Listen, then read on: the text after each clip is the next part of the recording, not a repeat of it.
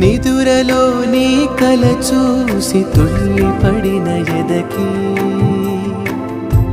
ఏ క్షణం ఎదురవుతావో జోల పాటవై ఆకలని అడగక ముందే నోటి ముద్ద నువ్వై